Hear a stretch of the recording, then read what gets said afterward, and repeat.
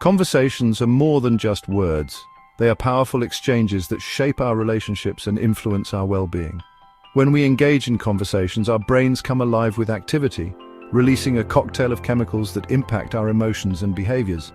Understanding this intricate dance of neurochemicals can unlock the secrets to having more meaningful and impactful conversations. One key player in this neurological symphony is dopamine, often referred to as the feel-good hormone. When we experience something pleasurable, like a stimulating conversation, our brains release dopamine, leaving us feeling happy, motivated, and eager to connect. On the other hand, when we encounter negativity or criticism during a conversation, our brains may release cortisol, the stress hormone. Cortisol can trigger feelings of anxiety, defensiveness, and even fear, hindering our ability to communicate effectively. Think about a time when you felt truly heard and understood in a conversation. Perhaps it was with a close friend, a family member, or a mentor. Chances are that conversation was infused with warmth, empathy, and a genuine desire to connect. These positive emotions trigger the release of oxytocin, often called the bonding hormone. Oxytocin promotes feelings of trust, connection, and well-being, creating a virtuous cycle that deepens our relationships. By understanding the chemical symphony occurring within our brains during conversations, we can begin to consciously shape our interactions to foster connection, understanding, and positive emotions. Imagine a garden. For plants to thrive, they need fertile soil, sunlight, and water. Similarly, for conversations to flourish, they need a safe and supportive environment where trust and creativity can take root. When we feel safe, our brains are less likely to perceive threats, allowing us to open up, share our thoughts and feelings, and engage in more authentic and meaningful conversations. Creating this safe space begins with cultivating an attitude of respect and empathy. When we approach conversations with the understanding that everyone has their own unique experiences and perspectives, we are more likely to listen attentively and respond with compassion. This means setting aside our own judgments and biases and making a conscious effort to see the world through the other person's eyes. Active listening is another essential ingredient in creating a safe space for dialogue. When we listen actively, we are fully present in the conversation, paying attention not only to the words being spoken, but also to the speaker's tone of voice, body language, and underlying emotions. We ask clarifying questions, summarize what we've heard to ensure understanding, and validate the speaker's feelings, even if we don't necessarily agree with their perspective. By fostering an environment of trust, respect, and empathy, we create a fertile ground for open and honest dialogue, allowing connections to deepen and relationships to flourish. Words have power. They can uplift and inspire, wound and discourage. The way we communicate, the words we choose, and the tone we use can have a profound impact on our relationships, both personal and professional. Consider the difference between these two statements. You always make mistakes. And I noticed an error in this report. Perhaps we can review it together and find a solution. The first statement is accusatory and hurtful, likely triggering a defensive reaction and damaging the relationship. The second statement, while addressing the same issue, is framed in a more constructive and supportive way. It acknowledges the error without placing blame and offers a collaborative approach to finding a solution. In the workplace, effective communication is paramount to success. When team members feel safe to share their ideas, concerns, and feedback, innovation thrives and productivity soars. Conversely, when communication breaks down, misunderstandings arise, conflicts escalate, and morale plummets. The same principles apply to our personal relationships. Kind words, expressions of appreciation, and active listening can strengthen bonds and deepen intimacy. On the other hand, harsh criticism, constant negativity, and dismissive language can erode trust and create distance between even the closest of companions. Not all conversations are created equal. Some are purely transactional, focused on exchanging information or completing tasks. Others delve deeper, exploring emotions, sharing vulnerabilities, and forging stronger connections. Understanding these different levels of conversation can help us navigate our interactions more effectively and consciously choose the level of depth that best suits the situation. At the most basic level, we have transactional conversations. These are brief exchanges focused on conveying information or completing a task. Think ordering coffee, asking for directions, or scheduling an appointment. These conversations are essential for daily life, but don't necessarily foster deep connections. Moving up the ladder, we have informational conversations. These involve sharing and receiving information, often about a specific topic. Think discussing current events with a colleague, brainstorming ideas for a project, or learning about a new hobby from a friend. Informational conversations can be engaging and stimulating, expanding our knowledge and perspectives. At the pinnacle of conversational depth, we have transformative conversations.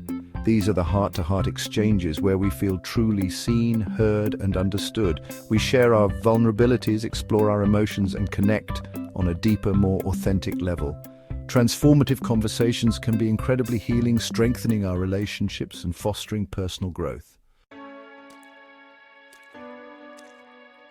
Section 5. Practical tips for meaningful conversations. Engaging in more meaningful conversations doesn't require a degree in neuroscience.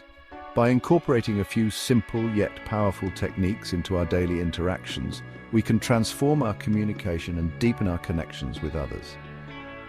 One of the most impactful things we can do is to approach conversations with genuine curiosity. Instead of simply waiting for our turn to speak, we can engage with the other person's perspective, asking open-ended questions that encourage them to elaborate and share their thoughts and feelings. Another powerful technique is to practice active listening. This means putting aside distractions, making eye contact, and truly focusing on what the other person is saying. We can show that we're listening by nodding, asking clarifying questions, and reflecting back what we've heard to ensure understanding. Validating the other person's feelings is also crucial for creating a safe and supportive space for dialogue. Even if we don't agree with their perspective, we can acknowledge their emotions and show that we understand how they're feeling. For example, instead of saying, "Don't be silly, that's not a big deal," we could say, "I understand why you're upset about that. It sounds like it was a frustrating experience." Finally, we can strive to be more mindful of our own communication style. Are we interrupting others? Are we using accusatory language? Are we truly listening? Or are we just waiting for our turn to speak? By becoming more aware of our own habits, we can identify areas for improvement and become more effective communicators. Section 6. Beyond words, the language of nonverbal cues. While words are the building blocks of conversation, nonverbal cues such as body language, facial expressions, and tone of voice speak volumes. In fact, studies have shown that nonverbal communication can account for up to 93% of the meaning we convey in our interactions. When our nonverbal cues align with our words, our message is amplified, building trust and rapport. However, when our words and actions contradict each other, it can create confusion, mistrust, and even conflict.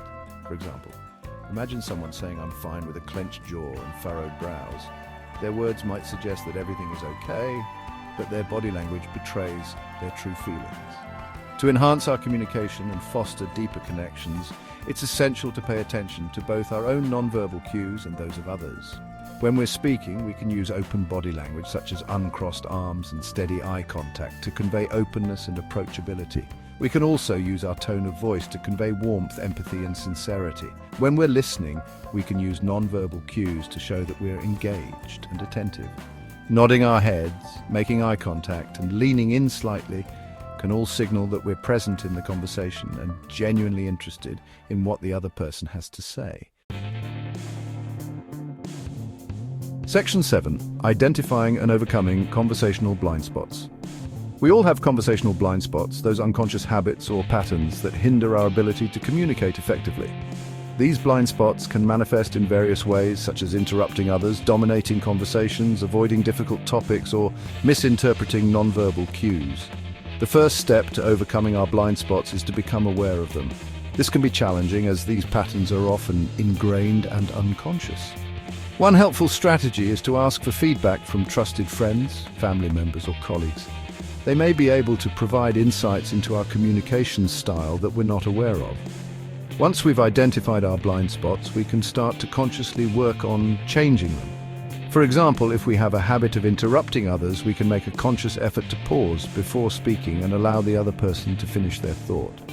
If we tend to dominate conversations, we can practice active listening and ask more questions to encourage others to share their perspectives. Overcoming our conversational blind spots is an ongoing process that requires self-awareness, patience, and a willingness to change. However, the rewards are well worth the effort.